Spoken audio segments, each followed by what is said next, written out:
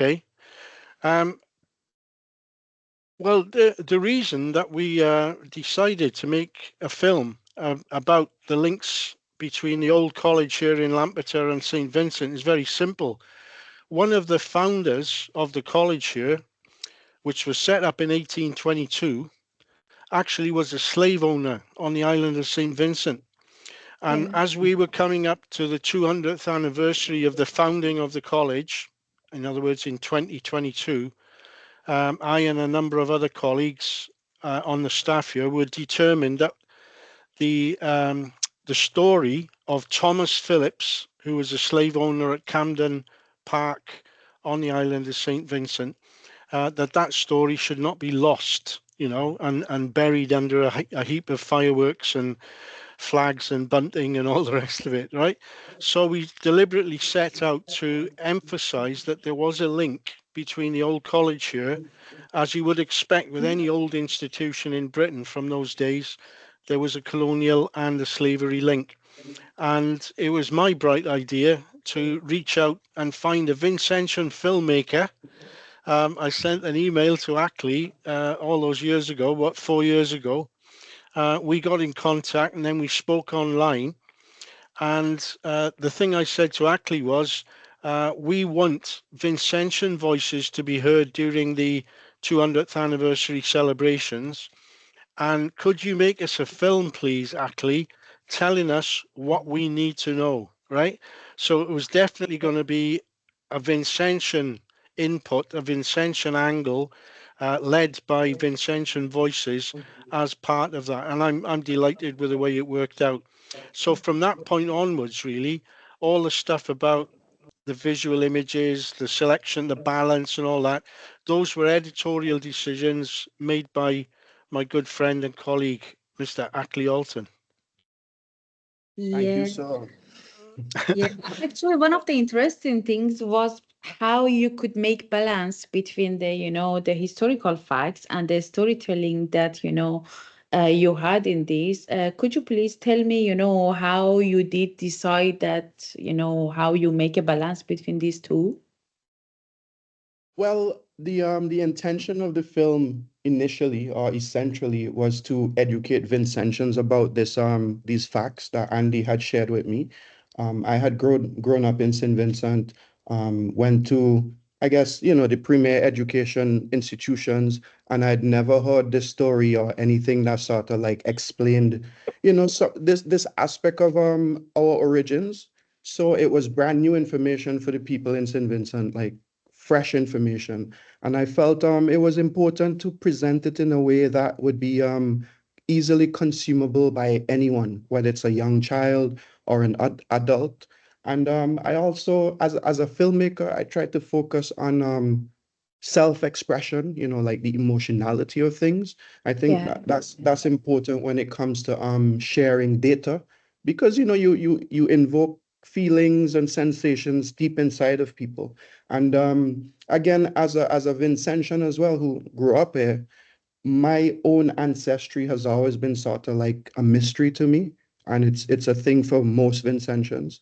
So I wanted to create a piece that would basically try to fill a hole, try to shed some light into this void that we have as our heritage. Yeah.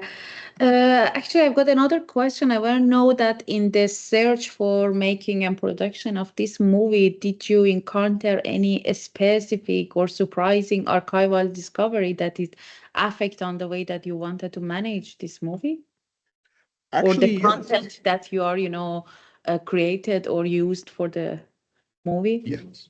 Yes.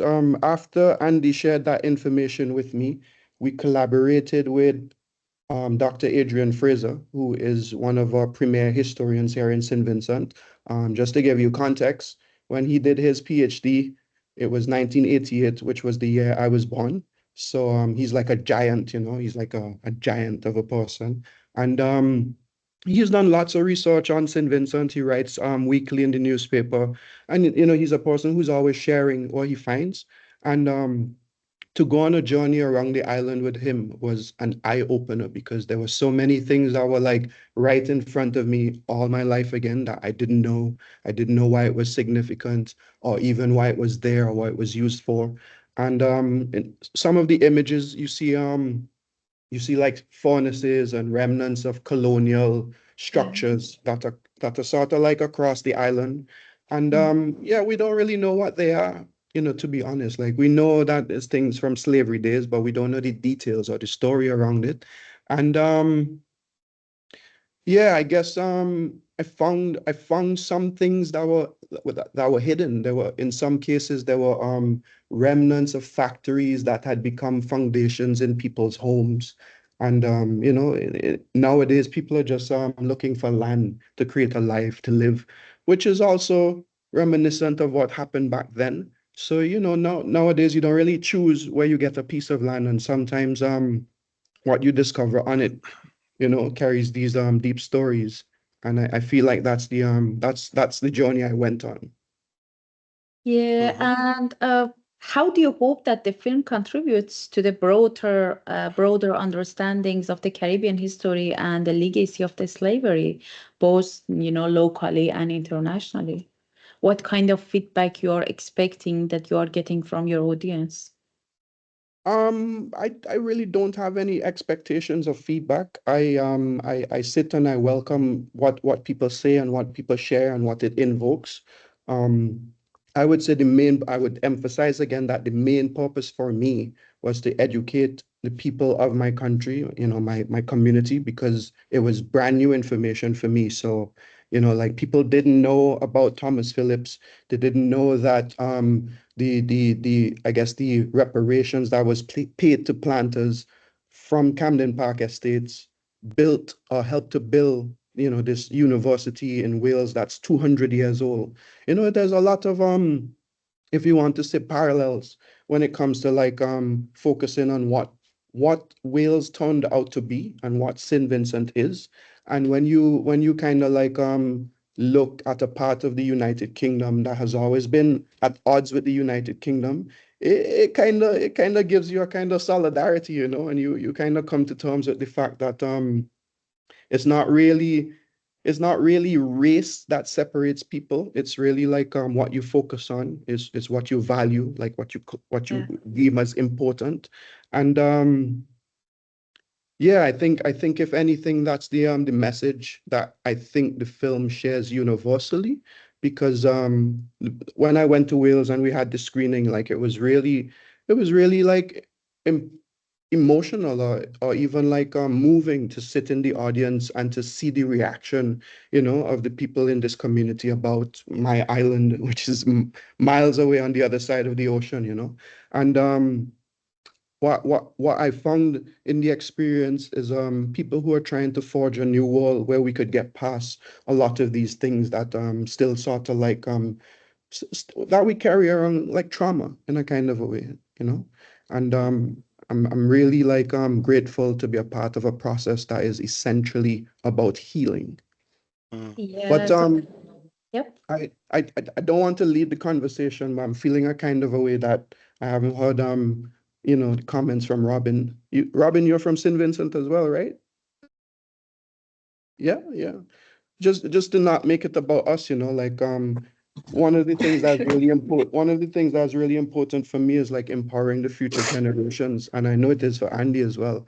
So all of this work that we're doing, if we're unable to like empower the voices of tomorrow, it'll be in vain. So Mm. I'm really happy that she's here, and I'm really happy about what I read about in the articles, and I want to encourage you to continue doing what you're doing, especially when you come back home, because we don't have these conversations too often in St. Vincent, like True. Yeah. Yes. Yeah, for I sure. can have the last question from Andy and Akley that, is there any other historical narratives or themes that you are considering to explore in the future? Or, and another thing is how the future project do you think might be related to the Sugar Land or content similar to the Sugar Land? Well, there's some work going on in Wales. A network of tutors in different universities across Wales are committed now to decolonising the curriculum, and that's something that Robyn is very much involved in as well. She's been elected as the president of the Students' Union on the St David's campus here in Lampeter, which we're very pleased about. We hope that the work of this decolonising the curriculum network will become more powerful. But the thing I like about the film is that it's been done by not only by academics, but by filmmakers, by people rooted in the community in St. Vincent. And we've learned so much from that. It's been a pleasure for me to be able to say, look, this film has taken the message of the fight against slavery and colonialism, the fight of the Vincentian people, the fight of the Garifuna people in particular, to a much wider audience than we would ever have reached by traditional academic means. The film has got legs of its own and is making the story more widely known. I believe recently, Akley, you've had it translated, the soundtrack into Spanish, so that Garifuna people in Honduras and Nicaragua can also access the message of the film. That's really great. If you have time, Homa, though, I really would like to give Robyn a chance to say a few words to pick up on the invitation that Akley put forward there. Thank you. Thank you so much. Now I'd like to ask some question from Robyn. I'd like to know, how do you feel, and do you think whether Sugarlands reflect the cultural identity and historical experiences of the St. Vincent's, and what part of this movie exactly, resonated with your understanding of your heritage? Right. Thank you. Yeah, I think the film definitely does reflect our culture and heritage. I think it reflects the struggle that we have faced under colonialism, and the hardship that the people have had to endure. But also, it's very informative, and it's managed to also highlight the resilience of the people, like despite everything that we've gone through. In that regard, with regards to like what aspects of the film sells me, a lot of it, as I said, it's very informative, and a lot of these things you don't necessarily learn in school. And so like I feel like this film was just like something that every Vincentian should watch. My grandmother was of Carib descent, so particularly the part about like the Garifuna people, that really stood out to me. It's like, it's hurtful and it's heartbreaking to see like how such like a rich culture and heritage over time has just gotten lost because of the impact and influence of colonialism. And as a result, the people are now left trying to kind of scrambling, trying to like hold on to what aspects of their identity that they can in modern society. And so that really like struck a chord with me, because it's like colonialism just caused us to lose a part of who we are, and now we're trying to pick up the pieces, and that should never be. Yeah.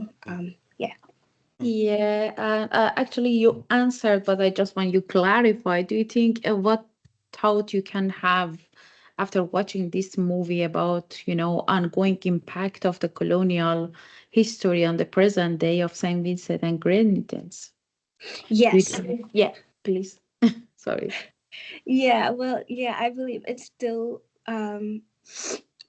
very evident, as you could have, as you would have seen in the film as well. Like it's very evident in that you see it in the names of our streets still, and the names of like places on the island. You can tell like there's definitely colonial impact there. And Jeremiah Scott, right? I wrote a quote that really stood out to me because I've watched this film twice, right? And he said, I don't think most of our people today study where we came from. We don't realize that we are descendants of slaves. And he said also, nobody has had an interest in maintaining the culture and identity that we had. So I think that colonialism has like definitely caused us to be far removed from who we truly are. And yeah, it's really caused a dent in our identity that now we are kind of struggling. Well, for those of us who actually want to know about where we come from, who we truly are, it's caused us to kind of try to pick up the pieces, and it's hard. Yeah. Thank you so much. I would like to thank you for your time. Actually, I've never heard of any of these things before. It was completely new subject for me as well. And after watching this movie, at the moment, I like to see what's coming after. What change is going to happen to Saint Vincent or, Caribbean islands? Because I didn't know anything about the slavery there. And it was very interesting, especially I liked the music. It was, like you are feeling you're in the historical situation. And it was so tense in some moments when I was watching last night and today. And that's it. So thank you so much for your time. It was lovely to talk to you. And thanks for being patient and waiting for us. And that's it. Good. Thank Thanks, you. Homa. And have a Good lovely to see. day. It was Good lovely to see you, speak to folks. you. Thank you. Yeah. Thanks. Okay. Bye. Bye. Bye. Have a Bye. nice day. Bye. Bye.